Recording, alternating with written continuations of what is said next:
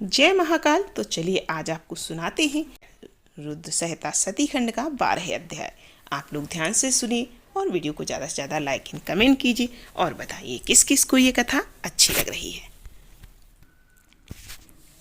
ब्रह्मा जी कहते हैं, नारद, जब देवर्षिगण बड़े उत्साह और हर्ष के साथ दक्ष के यज्ञ में जा रहे थे, उसी समय दक्ष कन्या देवी सती गंधमादन पर्वत पर चंदोवे से युक्त धारागृह में सखियों से घिरी हुई भांति भांति की उत्तम क्रीड़ाएं कर रही थी। प्रसन्नता पूर्वक क्रीड़ा में लगी हुई देवी सती ने उस समय रोहिणी के साथ दक्ष यज्ञ में जाते हुए चंद्रमा को देखकर वे अपनी हितकारिणी प्राण प्यारी श्रेष्ठ श्रिया विजया से बोली, मेरी सखियों में से श्रेष्ठ प्राण प्रिय विजय, जल्दी जाकर पूछ तो आ कि ये चंद्रदेव रोहिणी के साथ कहाँ जा रहे हैं। सती के इस प्रकार आज्ञा देने पर विजया तुरंत ही उनके पास गई और उसने यथोचित शिष्टाचार के साथ पूछा, चंद्रदेव आप कहाँ जा रहे हैं। विजया का यह प्रश्न सुनकर चंद्रदेव ने अपनी यात्रा का उद्देश्य आदर पूर्वक बताया। दक्ष के यहाँ होने वाले यज्ञोत्सव आदि का सारा वृत्तांत कहा। वह सब सुनकर विजया बड़ी उतावली के साथ देवी के पास आई और चंद्रमा ने जो भी कहा था वह सब उसने कह सुनाया। उसे सुनकर कालिका देवी सती को बड़ा विस्मय हुआ। अपने यहाँ सूचना न मिलने का क्या कारण है, यह बहुत सोचने विचारने पर भी उनकी समझ में नहीं आया। तब उन्होंने पार्षदों से घिरे अपने स्वामी भगवान शिव के पास जाकर भगवान शंकर से पूछा। सती बोली, प्रभु, मैंने सुना है कि मेरे पिताजी के यहाँ कोई बड़ा यज्ञ हो रहा है, उसमें बहुत बड़ा उत्सव होगा, उसमें सभी देवर्षि एकत्र हो रहे हैं। देवेश्वर, पिताजी के उस महान यज्ञ में चलने की रुचि आपको क्यों नहीं हो रही? इस विषय में जो बात है सब बताइए। महादेव, सुहृदों का यह धर्म है कि सुहृदों के साथ मिले जुले। यह मिलन उनके महान प्रेम को बढ़ाने वाला होता है। अतः प्रभु मेरे स्वामी, आप मेरी प्रार्थना मानकर सर्वथा प्रलय करके मेरे साथ पिताजी की यज्ञशाला में आज ही चलिए। सती की यह बात सुनकर भगवान महेश्वर, जिनका हृदय दक्ष के बाग बाणों से घायल हो चुका था, मधुर वाणी में बोले, देवी, तुम्हारे पिता दक्ष मेरे विशेष द्रोही हो गए हैं। जो प्रमुख देवता और ऋषि अभिमानी, मूढ़ और ज्ञान शून्य हैं, वे ही सब तुम्हारे पिता के यज्ञ में गए हैं। जो लोग बिना बुलाए दूसरे के घर जाते हैं वे वहाँ अनादर पाते हैं, जो मृत्यु से भी बढ़कर कष्टदायक होता है। अतः प्रिय, तुमको और मुझको तो विशेष रूप से दक्ष के यज्ञ में नहीं जाना चाहिए, क्योंकि वहाँ हमें बुलाया नहीं गया है। यह मैंने सच्ची बात कही है। महात्मा महेश्वर के ऐसा कहने पर सती रोष पूर्वक बोली, शंभु, आप सबके ईश्वर हैं। जिनके जाने से यज्ञ फल सफल होता है, उन्हीं आपको मेरे दुष्ट पिता ने इस समय आमंत्रित नहीं किया है। प्रभु, इस दुरात्मा का अभिप्राय क्या है, वह सब मैं जानना चाहती हूँ। साथ ही वहाँ आए हुए संपूर्ण दुरात्मा देवर्षियों के मनोभाव का भी मैं पता लगाना चाहती हूँ। अतः प्रभु, मैं आज ही पिता के यज्ञ में जाती हूँ। नाथ महेश्वर, आप मुझे वहां जाने की आज्ञा दे दें। देवी सती के ऐसा कहने पर सर्वज्ञ सर्वद्रष्टा सृष्टिकर्ता एवं कल्याण स्वरूप साक्षात भगवान रुद्र उनसे इस प्रकार बोले। शिव ने कहा, उत्तम व्रत का पालन करने वाली देवी, इस प्रकार तुम्हारी रुचि वहां अवश्य जाने के लिए हो गई है, तो मेरी आज्ञा से तुम शीघ्र अपने पिता के यज्ञ में जाओ। यह नंदी वृषभ सुसज्जित है। तुम एक महारानी के अनुरूप राजोपचार साथ लेकर इस पर सवार होकर बहुसंख्यक प्रथम गणों के साथ यात्रा करो। प्रिय, इस विभूषित वृषभ पर आरूढ़ हो जाओ। रुद्र के इस आदेश देने पर आभूषणों से अलंकृत देवी सती सब प्रार्थनाओं से युक्त हो पिता के घर की ओर चली। परमात्मा शिव ने उन्हें सुंदर वस्त्र, आभूषण तथा परम उज्ज्वल छत्र, चामर आदि महाराजोचित उपचार दिए।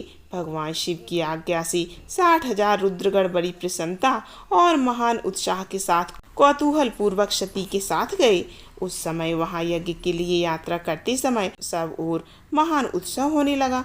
महादेव जी के गणों ने शिव प्रिया सती के लिए बड़ा भारी उत्सव रचाया। सभी गण कौतूहल पूर्ण कार्य करने लगे और सती और शिव के यश को गाने लगे। शिव के प्रिय और महान वीर प्रथमगढ़ प्रसन्नता पूर्वक उछलते कूदते चल रहे थे।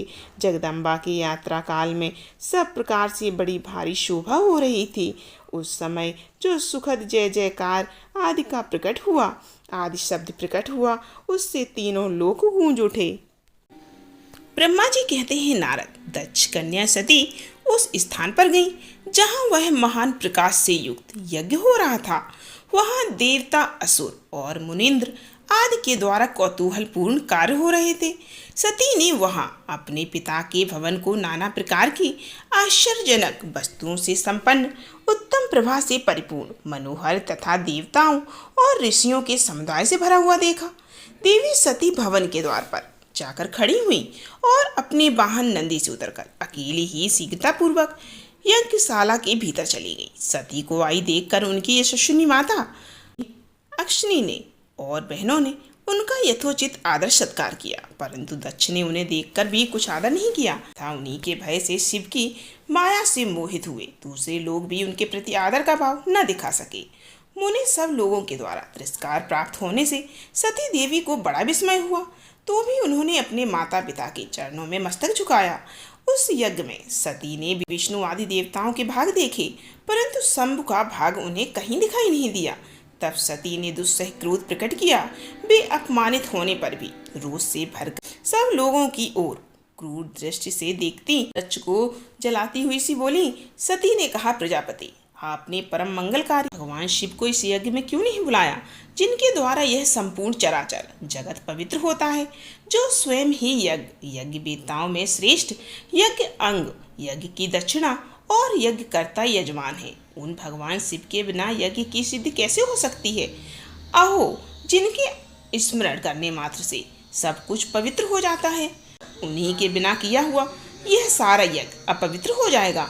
द्रव्य मंत्र आदि हब और कब्ब के सब जिनके स्वरूप हैं, उन्हीं भगवान शिव के बिना इस यज्ञ का आरंभ कैसे किया गया? क्या आपने भगवान शिव को सामान्य देवता समझकर उनका अनादर किया है? आज आपकी बुद्धि भ्रष्ट हो गई है, इसीलिए आप पिता होकर भी मुझे अधम लग रहे हैं। अरे, ये विष्णु और ब्रह्मा आदि देवता तथा मुनि अपने प्रभु भगवान शिव के आए बिना इस यज्ञ में कैसे चले आए? ऐसा कहने के बाद शिव स्वरूपा परमेश्वरी सती ने भगवान विष्णु, ब्रह्मा, इंद्र आदि सभी देवताओं तथा समस्त ऋषियों को बड़े कड़े शब्दों में फटकारा। ब्रह्मा जी कहते हैं, नारद, इस प्रकार क्रोध से भरी हुई जगदम्बा सती ने वहां व्यथित हृदय से अनेक प्रकार की बातें कही। श्री विष्णु आदि समस्त देवता और मुनि जो वहां उपस्थित थे, सती की बात सुनकर चुप रह गए। अपनी पुत्री से ऐसे वचन सुनकर कुपित हुए दक्ष ने सती की ओर क्रूर दृष्टि से देखा और इस प्रकार कहा। दक्ष बोले, भद्रे, तुम्हारे बहुत कहने से क्या लाभ? इस समय यहाँ तुम्हारा कोई काम नहीं, तुम जाओ या ठहरो, ये तुम्हारी इच्छा पर निर्भर है। तुम यहाँ आई ही क्यों? समस्त विद्वान जानते हैं कि तुम्हारे पति शिव अमंगल रूप है, वे कुलीन भी नहीं हैं, वेद से बहिष्कृत हैं और भूतों, प्रेतों तथा पिशाचों के स्वामी हैं। वे बहुत ही कुवेश धारण किए रहते हैं, इसीलिए रुद्र को इस यज्ञ के लिए नहीं बुलाया गया। बेटी, मैं रुद्र को अच्छी तरह जानता हूँ, अतः जानबूझकर ही मैंने देवर्षियों की सभा में उनको आमंत्रित नहीं किया। रुद्र को शास्त्र के अर्थ का ज्ञान नहीं है, वे उद्दंड और दुरात्मा है। मुझ मूढ़ पापी ने ब्रह्मा जी के कहने से उनके साथ तुम्हारा विवाह कर दिया था, अतः सुचिस्मिते, तुम क्रोध छोड़कर स्वस्थ शांत हो जाओ। इस यज्ञ में तुम आ ही गई हो तो स्वयं अपना भाग ग्रहण करो। दक्ष के ऐसा कहने पर उनकी त्रिभुवन पूजित पुत्री सती ने शिव की निंदा करने वाले अपने पिता की ओर जब दृष्टिपात किया, तब उनका रोष और भी बढ़ गया। वे मन ही मन सोचने लगी कि अब मैं शंकर जी के पास कैसे जाऊं। यदि मैं शंकर जी के दर्शन की इच्छा से वहां गई और उन्होंने यहाँ के समाचार पूछे तो मैं उन्हें क्या उत्तर दूंगी? तदंतर तीनों लोगों की जननी सती रोष वेश से युक्त हो लंबी सांस खींचती हुई अपने दुष्ट हृदय पिता दक्ष से बोली। सती ने कहा, जो महादेव की निंदा करता है अथवा जो उनकी होती हुई निंदा को सुनता है, वे दोनों तब तक नरक में पड़े रहते हैं जब तक चंद्रमा और सूर्य विद्यमान है। अतः तात मैं अपने इस शरीर को त्याग दूंगी, जलती आग में प्रवेश कर जाऊंगी। अपने स्वामी का अनादर सुनकर अब मुझे अपने इस जीवन की रक्षा से क्या प्रयोजन? यदि कोई समर्थ हो तो वह स्वयं विशेष यत्न करके शंभु की निंदा करने वाले पुरुष की जीभ को बलपूर्वक काट डाले, तभी वह शिव निंदा श्रवण के पाप से शुद्ध हो सकता है, इसमें संशय नहीं है। यदि कुछ कर सकने में असमर्थ हो तो बुद्धिमान पुरुष को चाहिए कि वह दोनों कान बंद करके वहां से निकल जाए, इससे वह शुद्ध रहता है तो उसका भागी नहीं होता, ऐसा श्रेष्ठ विद्वान कहते हैं। इस प्रकार धर्म नीति बताने पर सती को अपने आने के कारण बड़ा पश्चाताप हुआ। उन्होंने व्यथित चित्त से भगवान शंकर जी के वचन का स्मरण किया। फिर सती अत्यंत कुपित हो दक्ष से, उन विष्णु आदि समस्त देवताओं से तथा मुनियों से भी निडर होकर बोली। सती ने कहा, तात तुम भगवान शिव के निंदक हो, इसीलिए इसके लिए तुम्हें पश्चाताप होगा। यहाँ महान दुख भोगकर अंत में तुम्हें यातना भोगनी पड़ेगी। इस लोक में जिनके लिए ना कोई प्रिय है ना अप्रिय, उन निर्वैर परमात्मा शिव के प्रतिकूल तुम्हारे सिवा दूसरा कौन चल सकता है। जो दुष्ट लोग हैं वे सदा ईर्ष्या पूर्वक आदि महापुरुषों की निंदा करें तो उनके लिए यह कोई आश्चर्य की बात नहीं, परंतु जो महात्माओं के चरणों की रज अपने ज्ञानांधकार को दूर कर चुके हैं उन्हें महापुरुषों की निंदा शोभा नहीं देती। जिनका शिव यह 2 अक्षरों का नाम कभी बातचीत के प्रसंग से मनुष्यों की वाणी द्वारा एक बार भी उच्चारित हो जाए तो वह संपूर्ण पाप राशि को शीघ्र ही नष्ट कर देता है। उन्हीं पवित्र कीर्ति वाले निर्मल शिव से तुम द्वेष करते हो। आश्चर्य है, वास्तव में तुम अशिव अमंगल रूप हो। महापुरुषों के मन रूपी मधुकर ब्रह्मानंदमय रस का पान करने की इच्छा से जिनके स्वार्थदायक चरण कमलों का निरंतर सेवन किया करते हैं, उन्हीं से तुम मूर्खता बस द्रोह करते हो। जिन्हें तुम नाम से शिव और काम से अशिव बताते हो, उन्हें क्या तुम्हारे सिवा दूसरे विद्वान नहीं जानते? ब्रह्मा आदि देवता, शनक आदि मुनि तथा अन्य ज्ञानी क्या उनके स्वरूप को नहीं समझते? उदार बुद्धि भगवान शिव जटा फैलाए, कपाल धारण किए, शमशान में भूतों के साथ प्रसन्नता पूर्वक रहते तथा भस्म एवं नरमुंडों की माला धारण करते हैं। इस बात को जानकर भी जो मुनि और देवता उनके चरणों से गिरे हुए निर्माल्य को बड़े आदर के साथ अपने मस्तक पर चढ़ाते हैं, इसका क्या कारण है? यही कि वे भगवान शिव ही साक्षात परमेश्वर हैं। प्रवृत्ति यज्ञ यगादि और निर्वृत्ति शम दम आदि 2 प्रकार के कर्म बताए गए हैं। मनीषी पुरुषों को उनका विचार करना चाहिए। वेद में विवेचन पूर्व उनके रागी और विरागी 2 प्रकार के अलग अलग अधिकारी बताए गए हैं। परस्पर विरोधी होने के कारण उक्त दोनों प्रकार के कर्मों का एक साथ एक ही कर्ता के द्वारा आचरण नहीं किया जा सकता। भगवान शंकर तो परब्रह्म परमात्मा है, उनमें इन दोनों ही प्रकार के कर्मों का प्रवेश नहीं है। उन्हें कोई कर्म प्राप्त नहीं होता, उन्हें किसी भी प्रकार के कर्म करने की आवश्यकता नहीं है।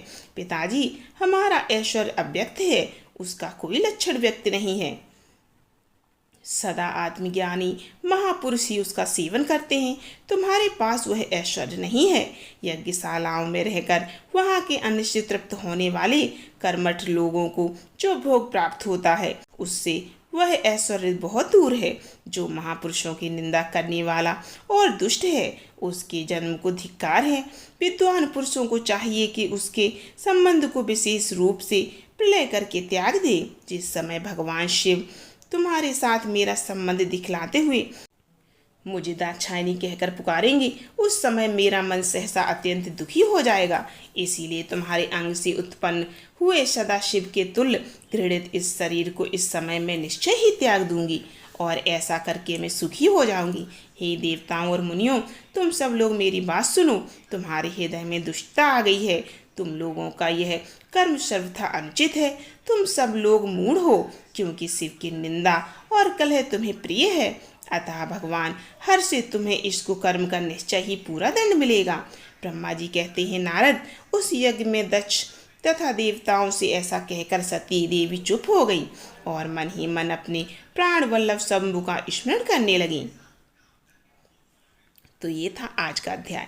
अगला अध्याय सुनने के लिए प्लीज़ ज़्यादा से ज़्यादा वीडियो को लाइक कीजिए, कमेंट कीजिए और शेयर जरूर कीजिए और शिव महापुराण की कथा को जरूर सुनिए।